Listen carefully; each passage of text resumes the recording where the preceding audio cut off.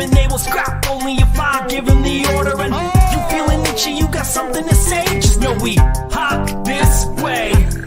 Nobody else is suited for this other than us. I know it's crazy, but we work with it and don't give up. Welcome to the show. If you don't know the name, we call it Hop This Way.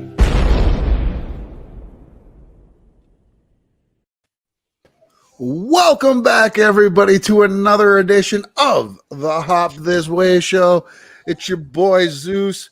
For some reason, my name's saying Weapon Check. Gotta love the new name there. Thanks, StreamYard. That's great. But aside from myself, Weapon Check Zeus, we've got the master right to my left there. Frank Zhang, how's it going, buddy? Pretty good. Pretty good. How's everyone doing? Good, man. And then to your left, I guess, we got Miss Rebecca Nishi. Hi, everyone. I'm fine. And then down below, keeping us sturdy, holding us up on their shoulders like Atlas holding up the world. We've got Money Matt Chua. You are right. What's up? What's up, brother? How are you? And then chilling. obviously right beside you, keeping the world up with you, strong style herself, Stephanie Young Pratt. How's it going, Steph? And Miss Buttercup peeking in the background. I see a tail. Oh, I thought that was your tail. I wasn't going there. No way for us to get sponsors. After my last comments on the show prior, that's not happening anymore. Man. You know what? That's okay. We need a little levity from time to time, anyways. And speaking of levity, we got a lot of that in this episode. One of my absolute favorite in the entire series. I mean, this is in my top 3, maybe top 2. I think best episodes out there. Directed by the great Dustin Gwinn, and this is To a Man Holding a Hammer. Everything looks like a nail. Start us off, Frank. Start us off with this episode. What did you think, and what do you think of our opening up here in Mexico? It was a lot. It was a lot of it. Well, it's one of those things where you kind of take a break from the regular series, right? Just like the one where they were out west in the first season, right? And so it's its own, it really is its own standalone movie almost within the series. Like I think some of the other actors were even saying, and you get to see some of the scenes of what they're trying to set here, right? They're trying to set it in this almost like this graphic novel version of what they think of Mexico at that time. And you get the immediate sight of the different costumes, and you also get to see a little bit of that levity that you were talking about between Hong and Young Jun. So it's a good start, even just like the first couple of minutes. Yeah, exactly. Rebecca, what stood out for you the most at the beginning of this episode? Well, I love that Young Jun is flirting again. I thought he would find another love like One Kale on this episode. Right. But no, he didn't. But I felt he would. Yeah, I think he might fall in love every day, like people say here. He was gonna get some sticky with some love. Love. Some sentiment. No, what about you, Steph? What are you thinking as this opens up in Mexico, and you see the diversity in the crowd already? Like that's the first thing you see. This isn't a Mexican crowd. It isn't a white crowd. It isn't a Chinese crowd. It's a very diverse crowd that we see here. You know what? It's really interesting because you don't expect it. You didn't expect it. I mean, for the era, you forget about those things. This is, out in, California, you forget, again, how much of a hot topic it is, how much trade happened at that time. So it's, it's very historical, but you look and you're automatically intrigued by everybody. You've got looks like some gangsters over here. You've got, all practically looks like a sumo wrestler over here. Your attention. You've gotten interesting new things. It's like hidden in a candy store. Like what's going to happen when they go at it? And really does lead into that. Like, some of the brutality that we already know we have fighting in this episode, but a little bit more focused on, it's a competition. You want to get Right. that guy. And now we see different brutality. So it lays it up very well. Yeah, Matt, like this episode's Mortal Kombat, basically, right? I mean, to put it lightly, sure, but no, we all know how we feel about bottle episodes here on the show, and especially just me personally. Like it's great because it's just a well-rounded, thought out story, beginning to end. There's nothing connecting to it. It's just right there. You can kind of zone out a little bit from the entire series and just focus primarily on whatever story that they're telling for the bottle episode. And for this one being in Mexico, which leaps and bounds outdid the Wild West episode that they did last season. It's like, good Lord,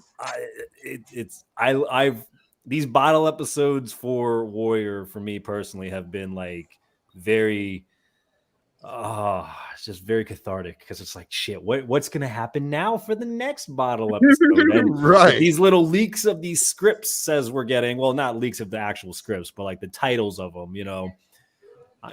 I'm ready for whatever that bottle episode is gonna be now. So Yeah, I'm excited.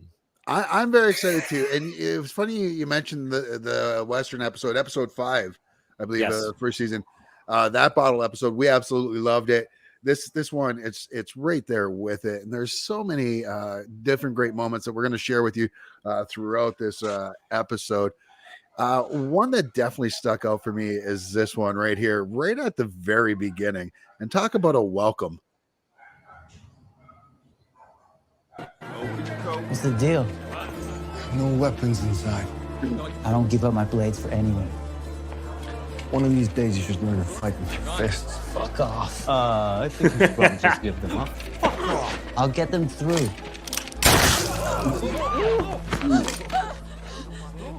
Next.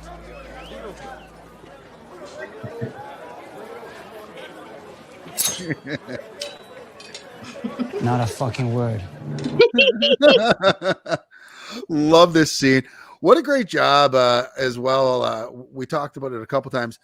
Dustin Gwynn directing this episode, and such a fun bottle episode. And this is just another tool in the tool belt that is that of Warrior. Think about the directors we have on here. Think about the actors we have on here. Think about the producers that we have on board here. This show is like a Batman utility belt, just in talent alone when it comes to all standpoints for making a show. And man, just throw another gadget in that belt.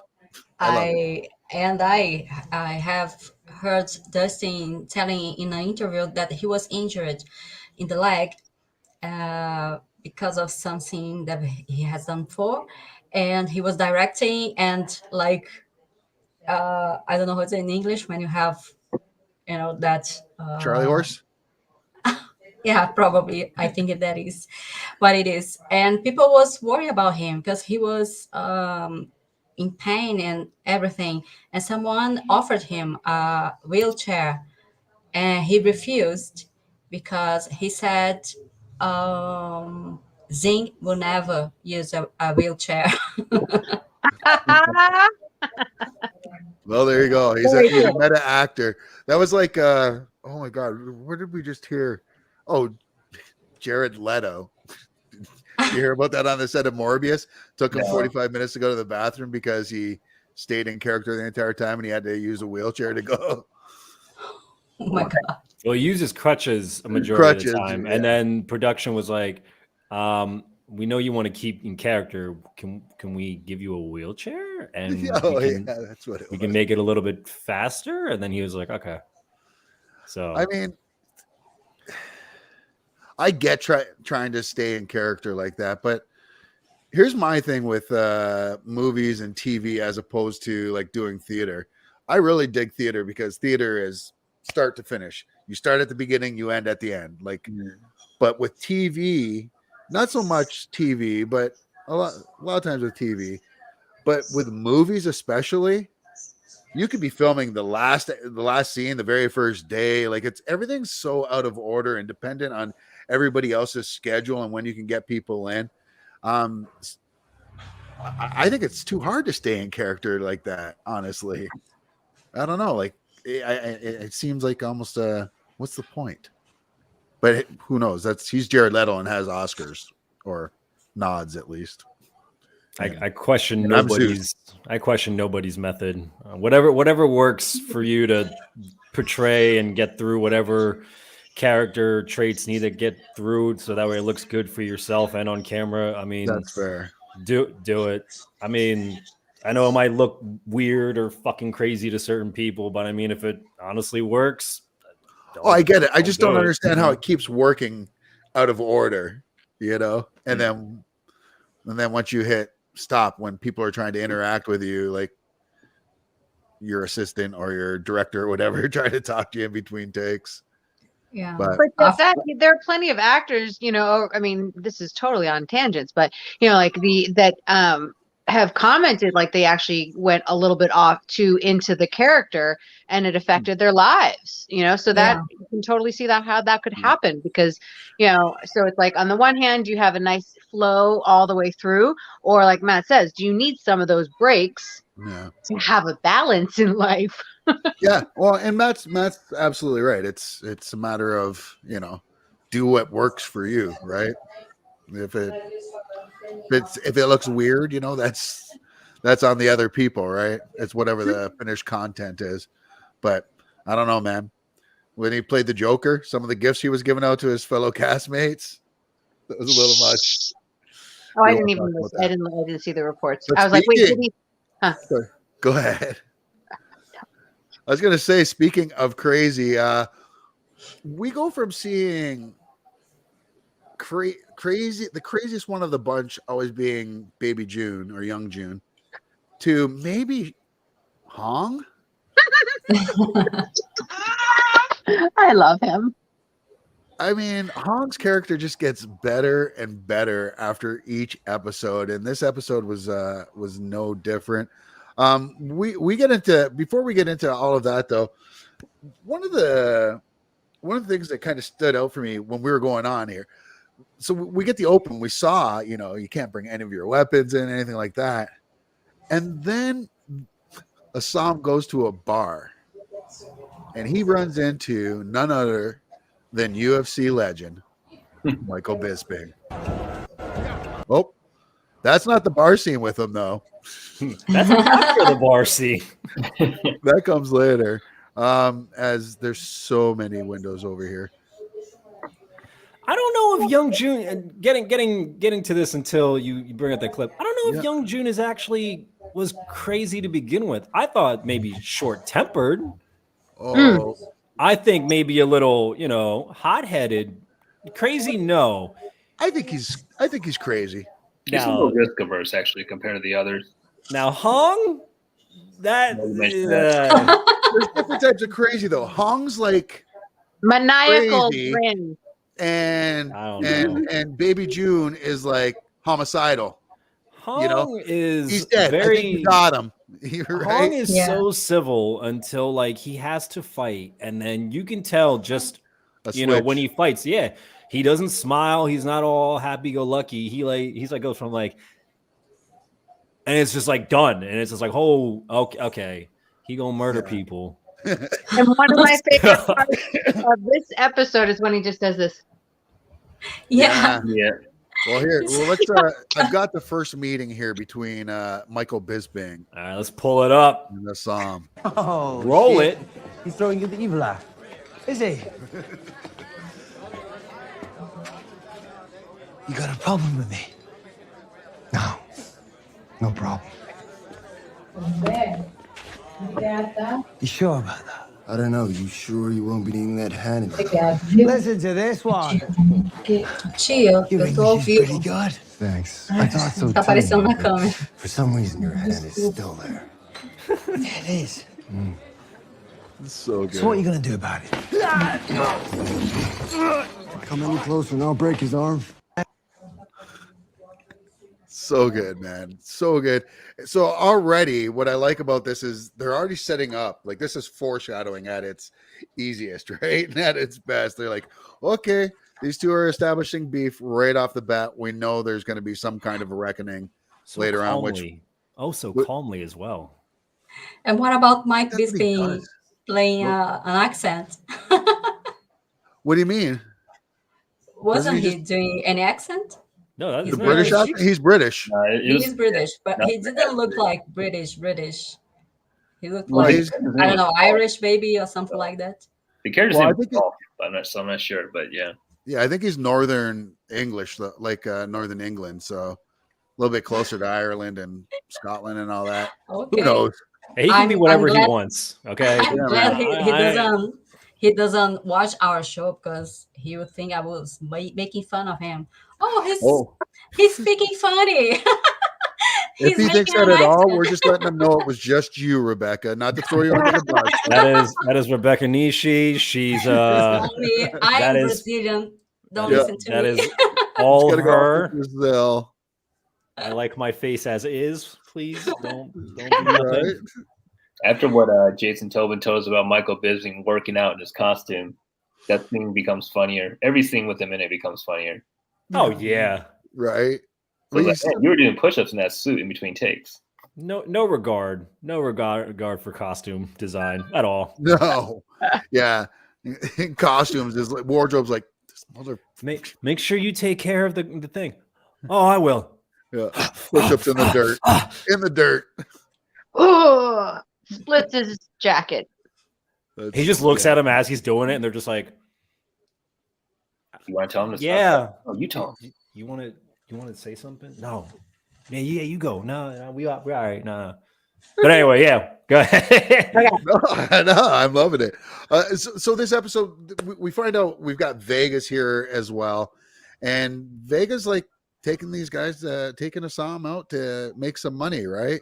And we see some foreshadowing here as well, and we see the romance here kind of starting up a little bit more. Rebecca, what would you think about these two as a couple? I love them. I mean, I still prefer him with Penny. I thought it would be a love story like that big one. Maybe they get this big love story for the next episode. Like, I don't know. But was a lovely crush. They were cute together, I think. Yeah, and it's a Psalm, so we knew he was getting some sticky. And oh, but they had yes, but they have some similar stories, like away from where they came from, separated from the family, so they could have been a good couple. Yeah, I totally agree. I really like them together, and would have liked to seen a lot more of them together, honestly. Not to get too far ahead of ourselves. Now, when it comes to the fights, Frank, we're down to like I said, this is like a Mortal Kombat tournament almost going on here. What did you think of the fight choreography here in this episode, especially? I mean, I could tell that it was someone different, maybe directing. Like once I read Dustin Wen's name on in the director list, I was like, oh, okay, that explains it a little bit more. But I enjoyed it. I enjoyed all the different athletes that were on set. Like you could tell there were a lot of really talented stuntmen there. The guy who was doing capoeira, the guy who was doing wushu, Andrew Koji being there, coming as far as he has in the physical aspect, the action aspect. Michael Bisping himself. So right, I enjoyed it a lot. Yeah, I enjoyed it a lot. Like the little Bruce Lee homages throughout too. Yes, that's what I was going to say. It reminds me of Enter the Dragon, when there was that tournament that fighters around the world went to that island to fight. Something like this. Yeah. There we go. the claw marks on his chest, like Bruce Already. Lee. Yeah. See right there. There it is.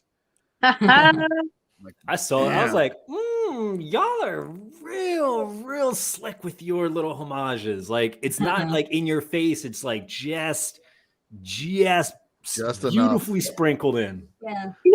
So true. So true. It's like a mirror. And great find here by Rebecca as well. Thanks for that. But yeah, no. And then you even talked about the capoeira fighter as well. I think we got that one here too. And this is what I love with this capoeira is I love the knockout at the end here with the down knee.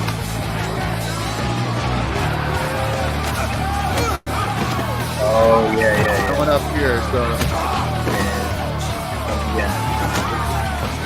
off of a takedown here.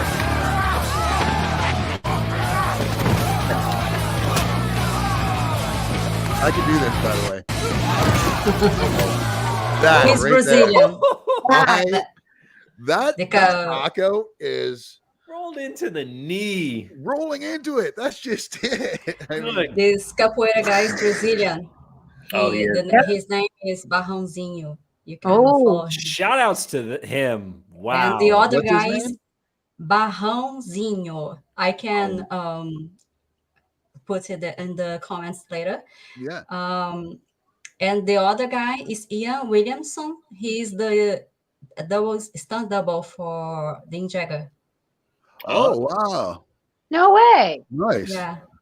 The more It's just back to that. I mean, I didn't. It's not like I was, I was around it a lot, but I've seen capoeira, and it was really nice to see it really featured and highlighted in something. So it's good exposure. For sure. Yeah. For sure.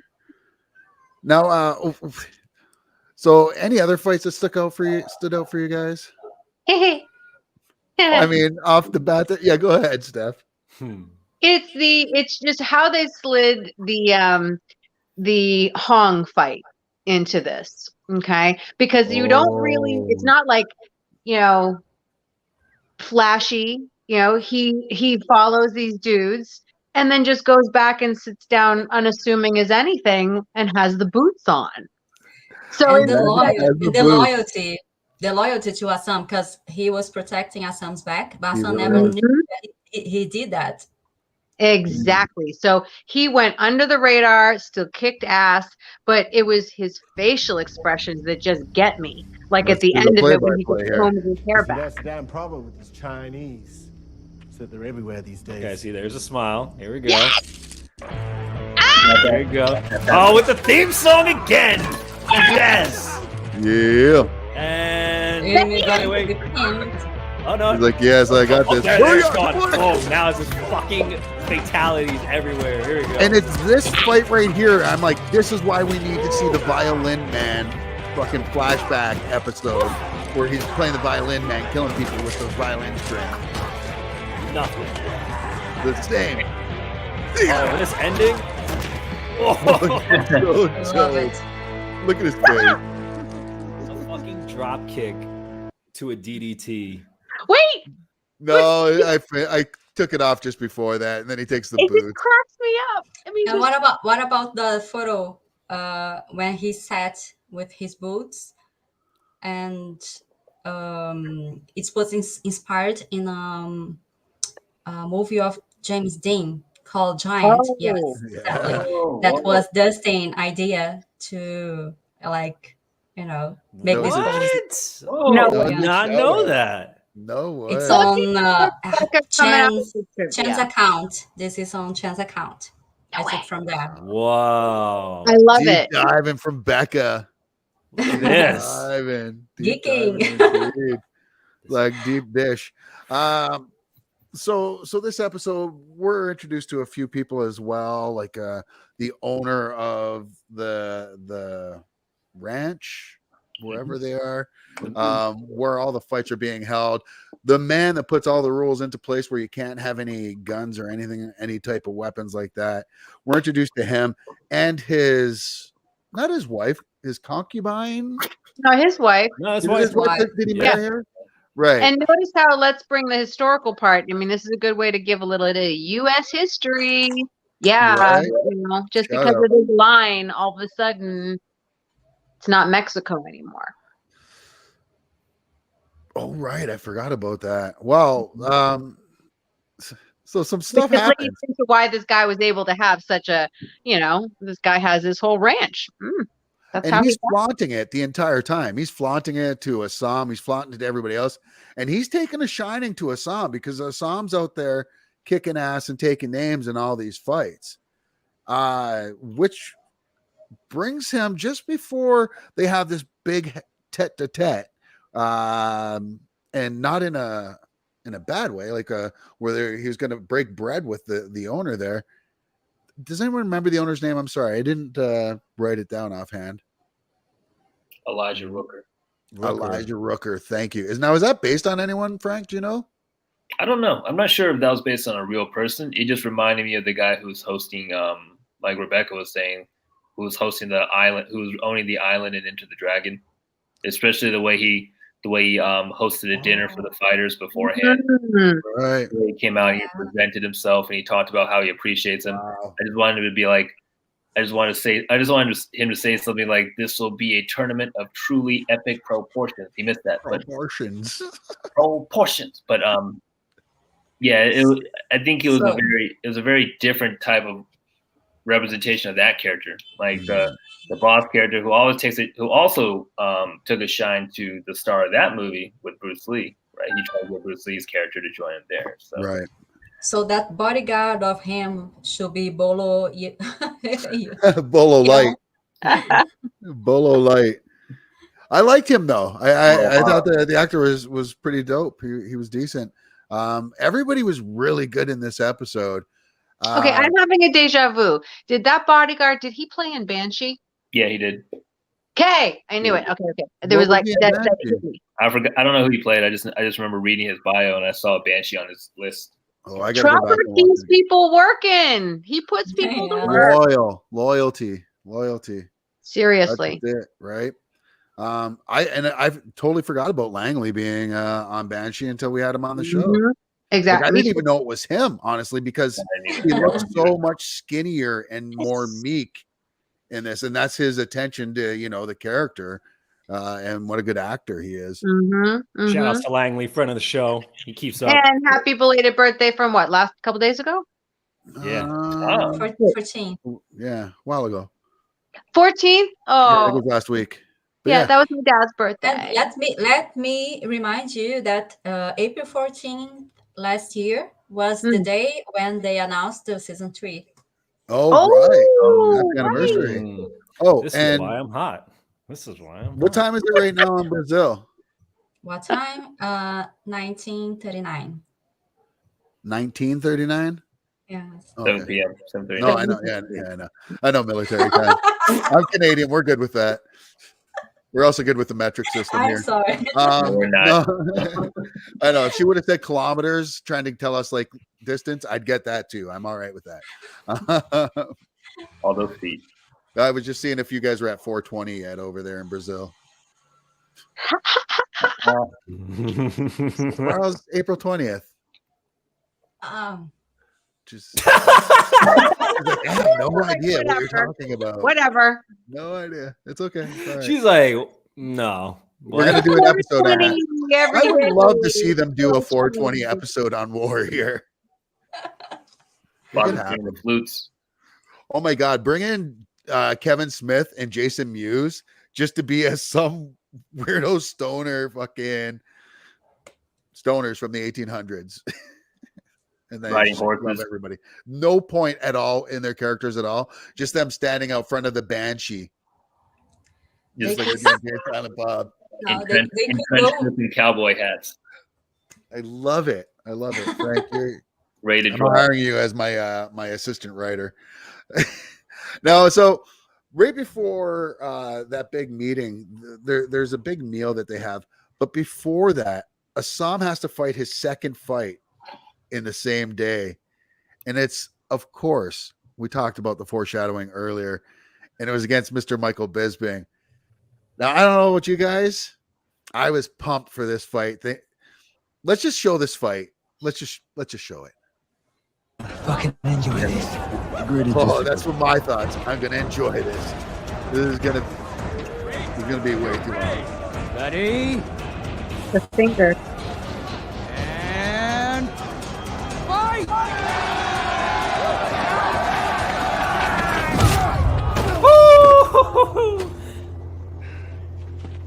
Finish. So good. Finished. You know what I like about that fight before that is the fun little pep talk that Jason Tobin gives before Sam even goes in there. Very motivating. You know, I bet the fucking horse on you, the whole farm on you, and you lost. And then you just see her Sam like, Fuck you. wait, Thank you. wait, hold on, what? What are we doing? Oh, and by the way, don't lose.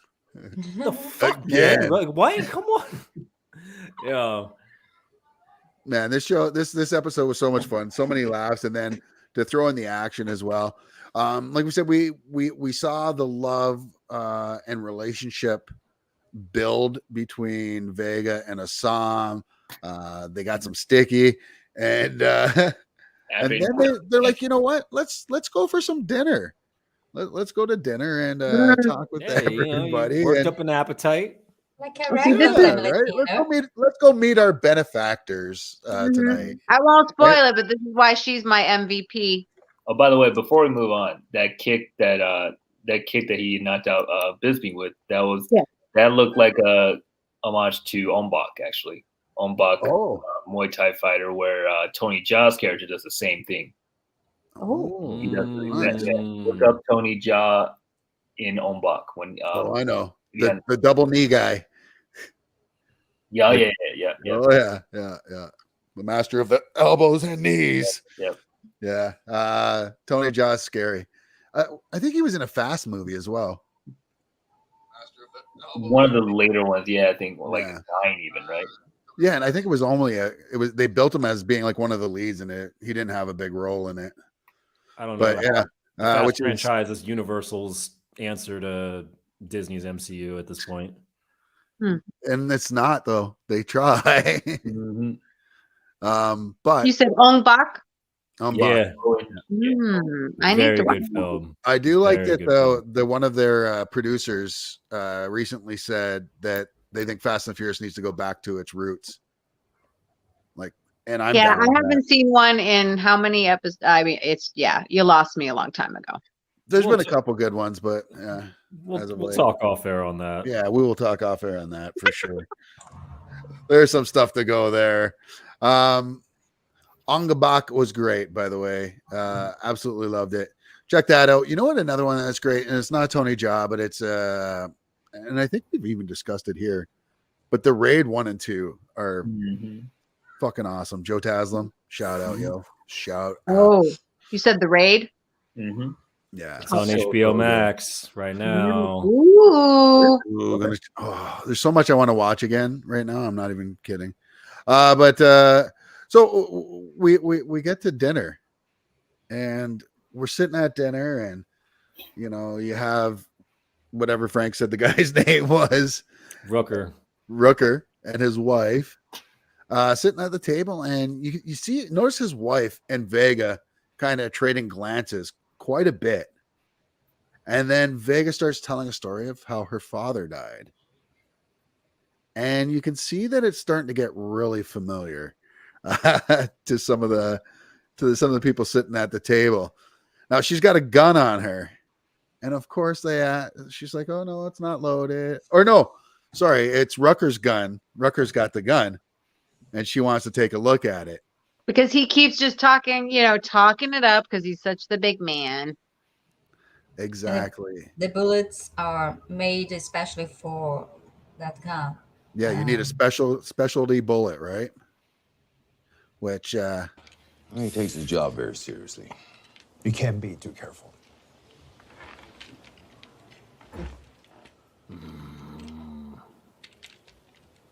It really is something.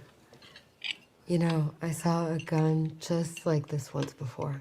I doubt it. She's one of a kind. My family was from these parts when it was still Mexico. And then the Americans came, insisting we sell them land that had been in our family for generations. My father refused to sell. Starting to But clue in. there was one man who wouldn't take no for an answer. He and his men slaughtered our farmhands and their children while they slept. Well, that's a terrible story. Perhaps for another time. Then they forced my father to his knees at gunpoint and made him sign the deed of sale. Then this man shot him in the head, right in front of his daughters. And there's Look at us, Tom. He's like, no. oh shit. Oh, fuck. And then Just you see like her this. fucking necklace. Why don't you give that back now?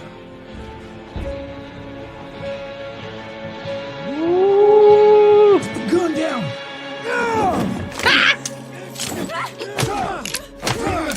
What the fuck? Just like that. And then from there, all the hell breaks loose. That storytelling That's why she was my MVP. was phenomenal because she went from third person and then right in the middle of it started talking first person, and then it's like, oh, Yeah. And the look on us. shit. That's what I was just going to say. Even Koji's acting right there, Yes. being able to react and not be overly big about it, but still like, He's just like, what the fuck just Fuck. happened? Andrew Koji is still one of the best at facial expressions. That's his whole thing. He's like Jim on The Office. Like, When And he's processing yeah, and perceiving what is it is going, mhm. And I didn't think she was going to kill him. I think she would miss, and lots of fight will start. And when she really shot him, I was like, oh my god. It's like, what the? yeah, that kind of shit? caught me off guard too. I was like, I don't think she's gonna hit him. Oh, she got him. She did. It And was keep in mind, Youngjun and Hong are not going to be picking up on this because they supposedly wouldn't be understanding what she's saying. So the fact that he jumped in basically, enabled her to be able to shoot the guy because, the bodyguard would have just put a stop to it or tried to. And that was badass. I love that. definitely. God. Love it. So good. And so then from there, as we see in this here, it's basically they try to get out, and they got to shoot their way out of Dodge to try to get out of there. And that's just it. It's basically a bloodbath. It is shootout at the OK Corral. It is you insert, Butch Cassidy and Sundance Kid. You insert the old Western style shootout at the old saloon, and that's what we had in this episode, or at the end here. They do manage to get their way out without any casualties, which was pretty shocking coming to the end there, or at least we thought. Hopway casualties. Well, yeah, at least when they first get away, though, we're thinking everyone's getting away. Because we've got Vega, we've got Assam. Well, we don't think anybody's getting away because they get captured with their little True. four against everybody handicap match. Because then everybody gets captured, Right? and then it's like, fuck, they're all gonna die, and They're all then gonna get hung. they're getting hauled off in that fun little carriage, and all the Hopway want to beat fucking Vega's ass. Well, actually, no. The other two are just like, what the hell's happening? And Assam's like, I want to hurt you so goddamn bad right now. How do you just up and turn on me like that? And then there's that fun little twist where we find out Rooker's wife was actually the other daughter. Right. And she bails him out. Bails him out. by shooting. And notice how you go backwards. The bodyguard said, she doesn't want you, whatever he said, something to the effect of she has too much class for me to kill you here. Once you've seen the episode, before, now looking at it, you can see how they switched to her face. Like, yes, she's sickened by the blood, but it's really laying it up for them to get away. Mm-hmm. I love it. And Same. then How much did that character have to endure being married to the guy who killed her dad, right? I mean, and there's kind of like the parallel there as well to Davenport, right? Being married to the mayor. I mean, like, you've got that. You've got a reluctant wedding there, a reluctant marriage there. You have you had the reluctant marriage in the first season between Mai Ling and Z. Long Z, yeah. Z. So, I mean, there seems to be that recurrence I'm seeing throughout there, which is I don't know if that's on purpose, if it's subconscious, but I like it. I like that. That's called really what women's place. That's what women's place was supposed to be. Other than that, there were exceptions, but that's what women were up against. And that was reality. We didn't have equal rights. No. Well, especially white women still didn't have equal rights. Asian women weren't even counted as people. I don't mean to laugh at that, but the clarification, sorry. And the weed, really. It's mostly the weed. The sticky, sorry, different type of sticky. The sticky icky. So Chua, about this ending, what kind of stuck out for you? I mean, the amount of twists that you think are going to happen and then they don't technically happen. Like, the sister bailed him out and then you thought that, holy shit, they actually got away scot-free. Everybody's going to be happy. They got the money, they got the prize money. Everybody can go off and do their own thing, and it all worked out well.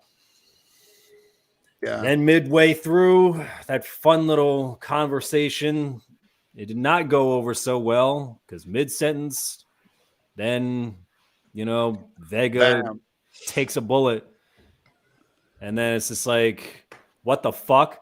I wasn't expecting that at all because that literally came out of nowhere because it really did. The shot came from off screen. Then you pan over to the bodyguard who then just gets obliterated by Young June and gets carved the fuck up. And then it's just and that really hit. And it was that moment in the end of the episode where you're just like, fuck, like, you feel so bad for, a lot of them. Like, you feel bad for Vega because, she essentially almost got everything that she wanted out of that. She got her revenge. Plan. She was able to take her fighters and win and like she was about to get out and like live that glory life, and that got taken away. You had a Assam where it was just like that could that have actually worked out if what it when happened, because he even said I would have went with you. Now that the thing about it is like, was he being serious? Was he saying it in the moment to make her feel better? Like, that's always been like the debate among fans. Like, how did he actually interpret that? And then, man, fast forward a little farther, and then Father June catches them. Right. You know what I thinking about this episode, like what Matt just described, the switches and the doubts, the twists, and we know that Jonathan Tropper is the creator, the Almighty. Yes, he creates like that slangs and all that, but he has a great team of writers that help him. And Brad Kane wrote this episode with him. So I bet he writes a lot of funny lines, like Hong's lines, and we have to give credit to them as well, the other writers. Mm-hmm.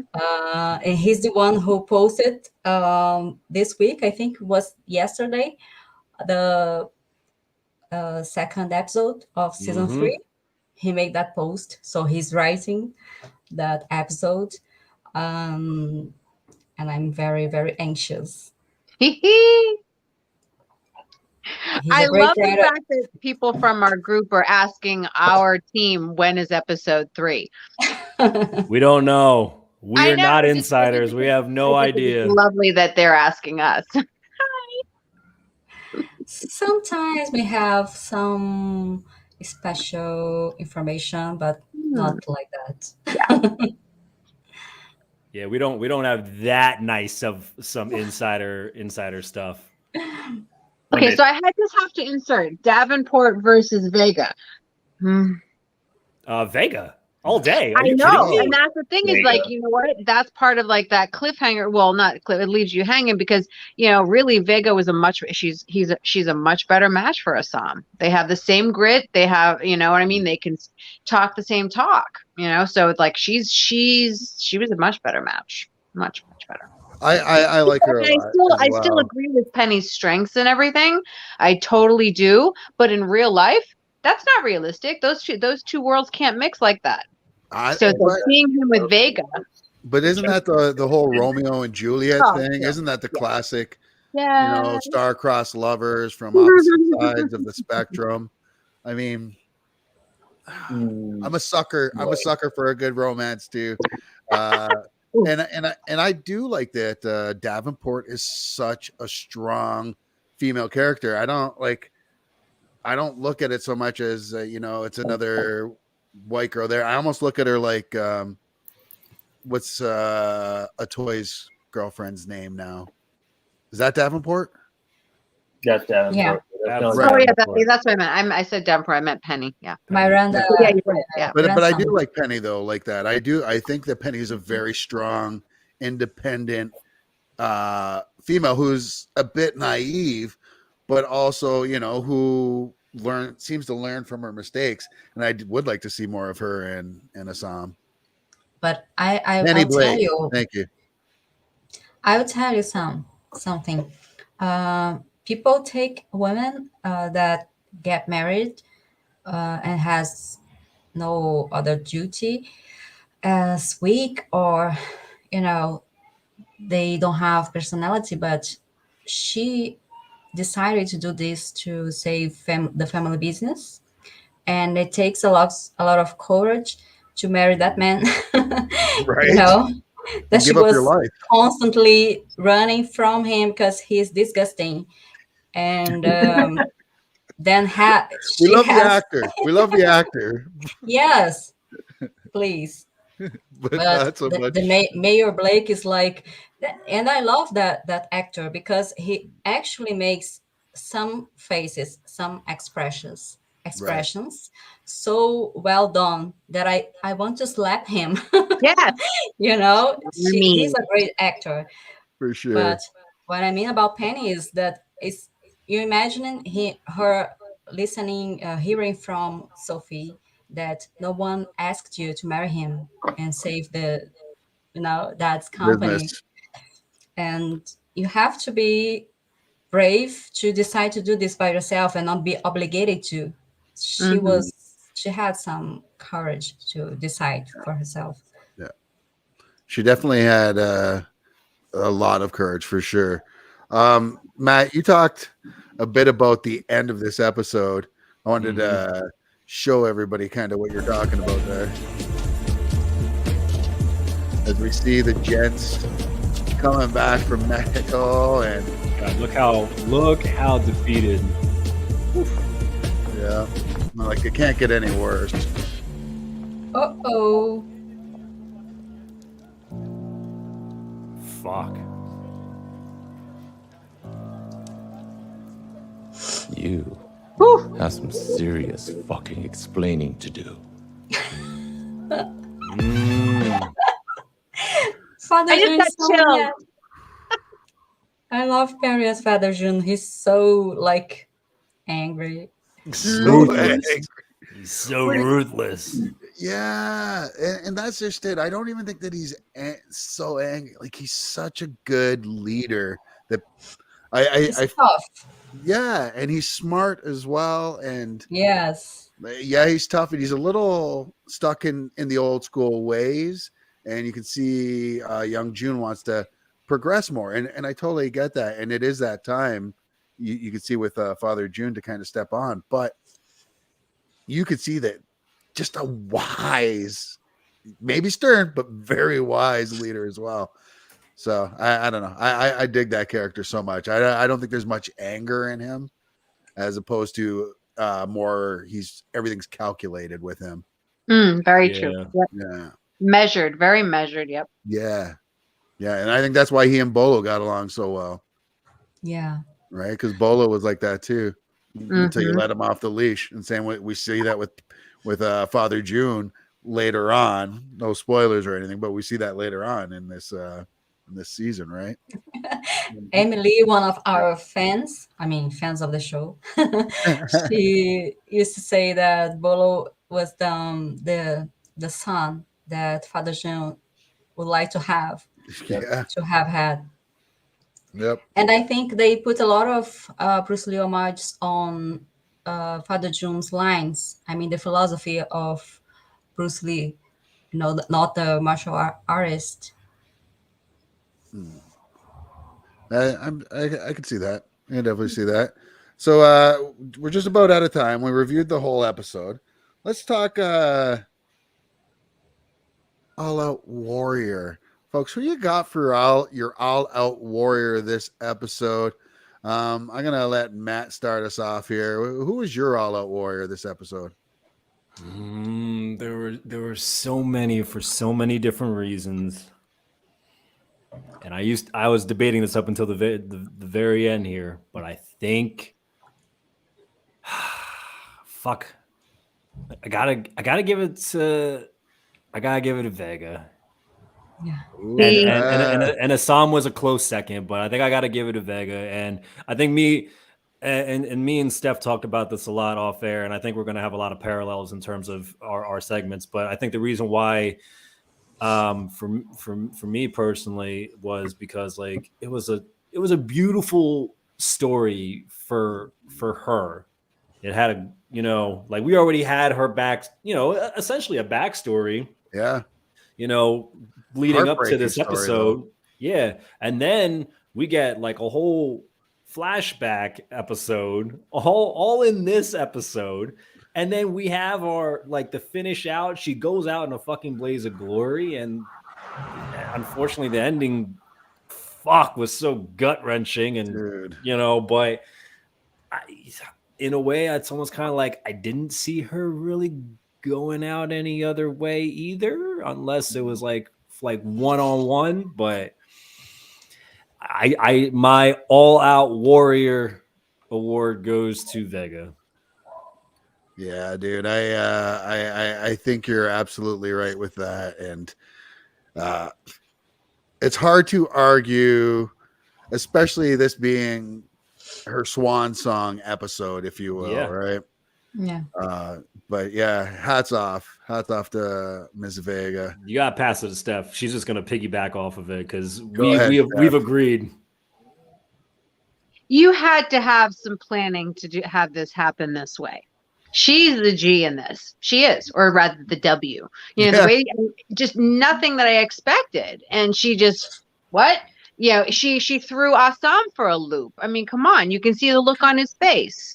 And so the planning that had to have gone into this over the years for her to have actually pulled it off. And then really all he was doing was co-signing and backing her up when, the bodyguard goes after her, so, and the bodyguard reacts. So she just beat everybody. She threw everyone for a loop, everyone. And then she had the bullet. I mean, come on. Yeah, she did a great job exacting her revenge. That's for sure.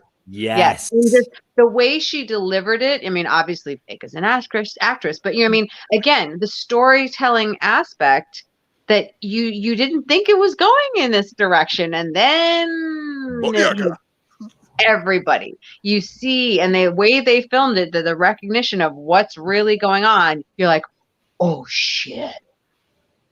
Oh damn, she's going there, and then it all just happens. It's fabulous. It's fabulous. She's the G. What about you, Frank? What did you think? I'm gonna go with someone else, but yeah. So with Vega though, it kind of makes you wonder now. It's like looking back at her character throughout the season, it's like, wait, is this the whole reason why she even did that Barbary fight pit thing? Like, wait, what were her motivations the whole time anyway? Like, what was she doing in that interim? Maybe 10, 15 years.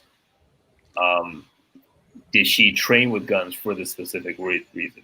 Aside from just being a woman in that world, right? So when we look at that, and we look at what she did during this episode. It's like, yeah, she didn't know for sure that Assam was going to win either. No. So yeah. But as far as mine, just to highlight someone different, it would also be Hong as well, because for me, All Out Warrior being Hong because of that was one of the kind of the icing on the cake, and also just the way he was able to kind of throw himself into that fight scene, and also the fact that he noticed those guys, like just the small things, the way he was smoking a cigarette, he just kind of glances over and he just kind of fades back, and the next thing you know, he emerges beside those guys. Oh yeah, this is the wrong scene, but yeah, there it is. Yeah, no, he was ugly as shit. I want a pair. I know, I love him so much. Love him. So good.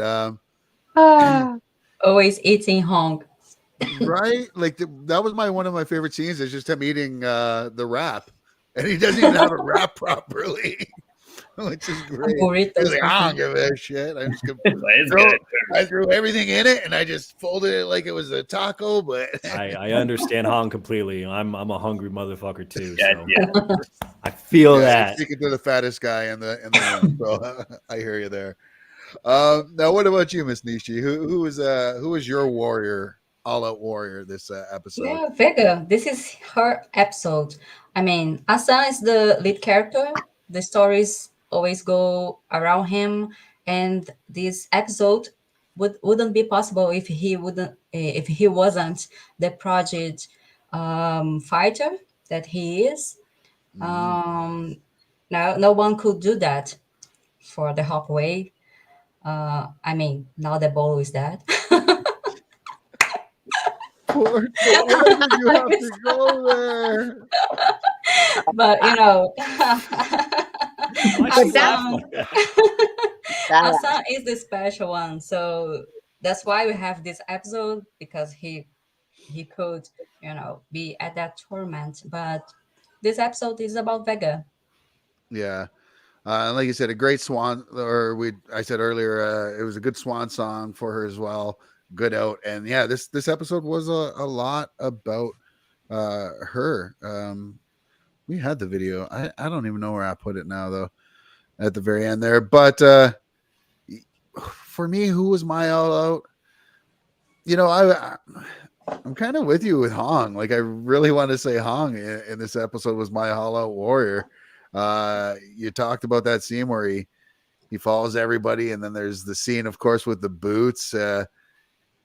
I don't know. I just don't know how you go against any of this. Like this scene alone where he's following everybody down. And like I said, this is the closest I get to the Violin Man. Hong, no matter when he's shown, I feel like, especially in here, like he's so charismatic. I feel like regardless, he's always going to be like that scene stealer somewhere. Yeah, it doesn't matter. Like he just has that fucking gravitas that goes to him every time he appears. Yeah, I was thinking about that. He has that Disney feeling of That's very charismatic smile. Very Mulan. But it's also maniacal, almost a maniacal smile. And the range that he pulls off is what draws you in, because it's the difference in animation. I mean, he's just perfect at it, and that's what just he doesn't have to say anything and make that touch alone. When they show his facial expression, even when his hair's half in his face and he's about to do something else, and he's like, it's an evil smile. I'm calling And it the now. eyes. I'm calling it now. If Hong dies in this show at any No. point, What the I fuck? don't want it to happen. But if he does, I'm calling it now. He dies, and they find him with a smile on his face, with a whole bunch of other dead bodies around him.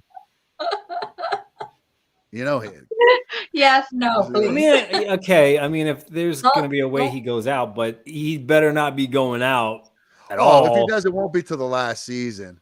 I don't It wouldn't even be till want like to season think about 6. that. Yeah, Season what 6, the season fuck? 7. God Listen, damn it. we have to come to grips with the fact we'll probably lose some of the main characters that we love this season because they weren't expecting a season 3, and they probably have other projects that they're promised to. Right. So we're probably going to lose some people that we don't want to see gone. Buttercup Did we says have hi. this show still if there's no Assam? What? No, Falabolo's twin. Could Warrior survive without Koji? Because Koji seems to be, he and Taslim seem to be the two biggest stars on the show. So I could see Taslim getting killed off. I love his character and I love him on the show, but it's something I've been expecting since season 1, just because he's such a big actor and it's like the sky's the limit for Joe right now. And Andrew looks the same way, especially after like Bullet Train comes out. If he's half as good as what they're saying in that movie, I feel like you could. Yeah, I feel like you could, but it would depend, right? So if for some reason, because regardless, the Hopway seem to be like the main group, and they have more of like the quote unquote main characters of the show, right? So,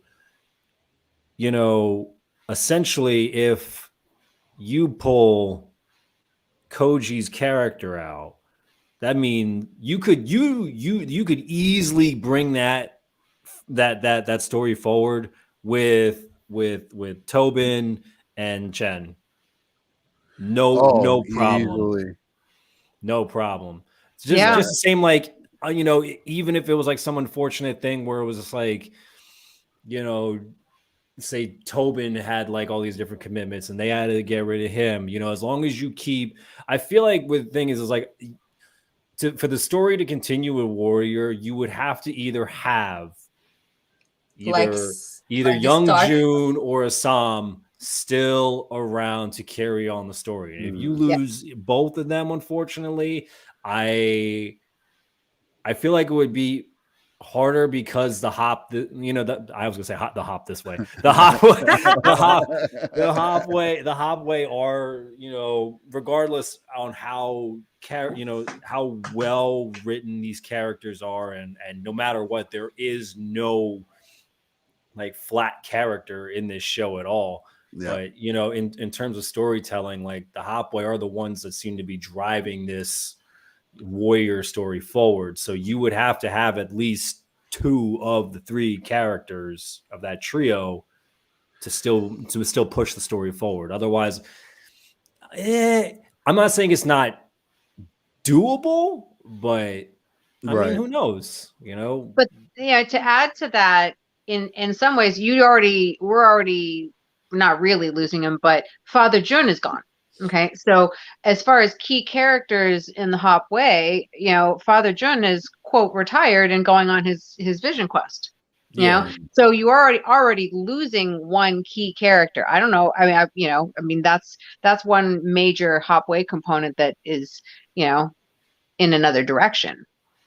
Will he still be around? Will he still be in the show and so on? We know that he'll still be, I think, he's still cast. So there's some storyline there, but I agree. I think you would have to have one of the 2. young Yeah. June. Unless Baby you June. shift the story to like Long Z, and then you keep it with like, you know, Ooh, Taslim nice shot. and Diane, you know, doing their thing and stuff like that. Like there or a Toy, for example. Like there are certain people where you would have to keep them around in order to keep pushing the story forward.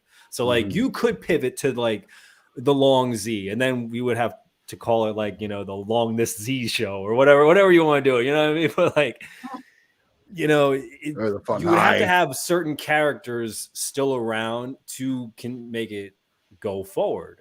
The one that I am worried a lot about, like I said, Koji, Taslim. Like I said, I kind of think that's a I've already kind of made my mind up that I think he's going to go at some point, and whether it's this season or next.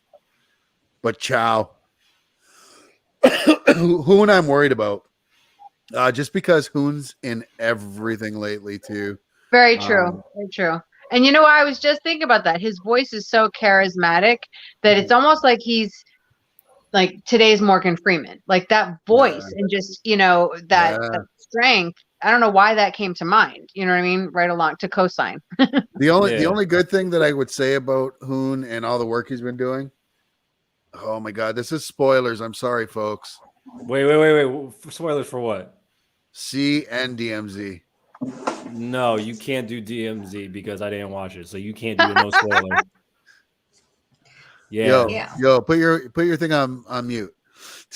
Take your headset off. But that was a 4-episode series. Hoon like dies in all of those, so I mean, like that's the only good thing about it is that like at least we know he doesn't have other shows to go to. You're good, Matt. You're good. You can put your headphones back I think on. now that the show is on HBO Max, HBO Max should make that contract that actors have to sign. Am I good now? That they have to do the series no matter what. Like they have to finish their contract. Or if there is some a gap between the seasons, they have to be able to do, you know, they have to turn other jobs down to be on the show, you know? Yeah. Because of the contract. They have that kind of contract. That clause. Yeah. I think that they're more normally on TV shows, you're allowed to film other stuff in your off seasons. Like while the writers and producers are working on the production side of the following season, that's your time if you want to either go on vacation or to film other projects. As long as they won't overlap, right? Yeah. And it also depends on where you are on the call sheet, right? The higher you up you are, usually the more power you have. But also, if you're really high up and the show is dependent on you, then they're a little less lenient. This all comes to, you know, when we're talking about flexibility as well. Like, you know, say for example, like, you know, seems to be a scheduling conflict with maybe certain characters where, you know, they can shoot maybe some of the season, but then have to jump off elsewhere. As long as like both productions, whatever that may be, gives that luxury and that freedom to be like, oh yeah, sure, yeah, go ahead. You know, you could write off like, say, you know, Hoon's character, for example, like you can write him off for a little bit, like, oh, he's gonna go visit his daughter or some shit, and then he comes back later on, you know, in season 4, whatever the case is. Like it's really gonna come down to, you know, how season 3 is gonna do on HBO Max, how, you know, like there's so much. There's political, there's the acting stuff as well. There's just so much where I feel good about them coming back no matter what, especially on the political side of things. I think that's the one thing that's kind of in their favor. Well, the one thing that was in their favor this time was all of us like saying we fucking want this, like, you know. But now since it's here, everybody who has been chanting, hey, we want a season 3, then you better be tuning in then for season 3, and you better Right. be telling your other people, and you better be politicking for other people to go watch this show, so And that spread way the word. so you keep I these think it's numbers gonna going, so that way, you know, when they look at this season, when it's all said and done, they're like, all right, shit, we were right, we were doing this, you know, and the audience was there. So granted, you know, whatever politics go on behind the scenes that we're not aware of, like, you know, that's like totally out of our hands. But say if they were like, well, let's see how they did, we got to show up. So all the fans for Warrior, they have to show up, and all the fans who, all the potential fans, we want to get on board with this shit. Like, we got to be like, hey, look at this, check this out. You know, six in a movie, guys. 6 in a movie. You know, so it's gonna be interesting. It's gonna be interesting to see how this goes. All right, let's we're starting to run a little long here. Let's finish this all up, this episode, with our favorite line from this episode, and then we'll get out of here for this week. Steffo, did you have a favorite line from this episode? Yes. It was when he went ahead and just, you know, in one swoop knocked him down. He's like, I finished him. That's it. Like after all of that, you know, you're seeing, you know, Bisbane kick ass all over the place, kill people, and then like that.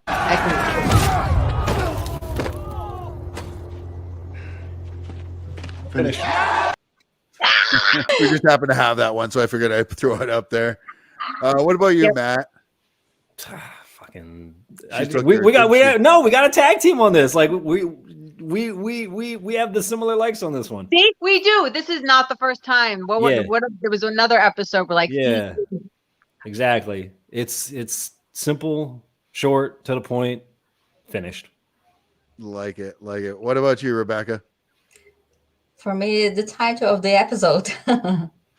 Oh yeah, that was a good one. To a man with a hammer, everything looks like looks like a nail. Yeah, I dug that one quite a bit. Frank? It wasn't a line. It was a Psalm's facial expression when Elijah Worker said, you guys have all come to seek fortune of your own. And he just goes like this. Master of the throwaway, eh? Or the master of that one look, yeah. He's so dismissive. It's awesome. Yeah. And then my favorite line. Next.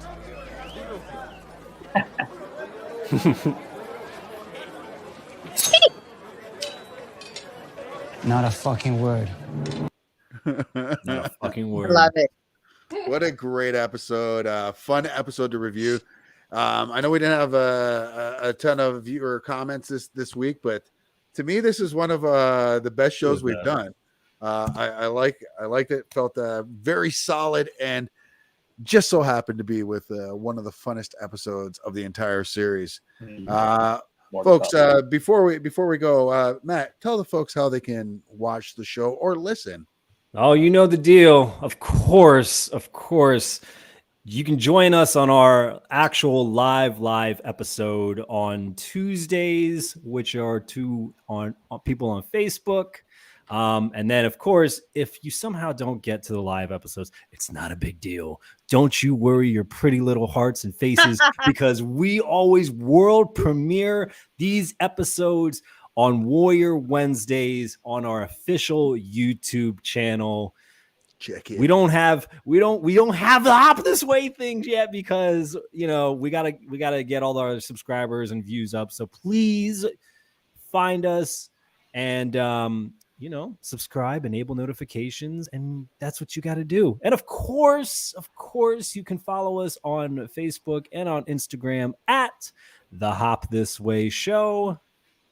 We give updates. We give our fun little stuff every now and again for us as the hosts, and of course of the show. We let everybody know when we're on, so don't you worry. So we always make sure that you don't miss an episode at all. And of course, we have a fun thing that if by some chance you don't have that time to carve out of your day to watch us on our YouTube channel, which shame on you. But shame on you. But don't worry, we got you covered if you want to multitask in throughout your day, because also on Wednesdays we debut our podcast version of the show on Spotify and on Apple Podcasts, the Tickle Hop your This ears. Way Show. So everything is the Hop This Way Show. So go like us, subscribe on us, follow us, whatever it is that you need to do for us, just fucking do it. And we will be forever grateful, because quite frankly, we are always grateful for all the fun comments and things that we get from our quote unquote fans and from people from the cast and crew of the show, which is hilarious. So, keep supporting, guys. And as long as, there's a Warrior show, there be our show. So be our warrior spirit. Is that it? Was that a good closing? Yeah, that was a very good closing. I want to say thanks to everybody who did tune in today, or thanks to anyone who's letting us tickle your ear balls with the podcast. Hey, if you are listening later. Yeah, I said ear balls. Ear balls. That's right. I stand by what I said. I stand by it. So get your ear balls ready. I do want to say a big shout out though to of course Frank Zhang, you can see right there at New Jersey ballot. I can't say that word. Miss Rebecca Nishi, Morning Matt Chua at Chua America, Stephanie, aka the Asian hip hop hippie. Folks, we thank you so much for tuning in. We will see you all next time on the Hop This Way Show.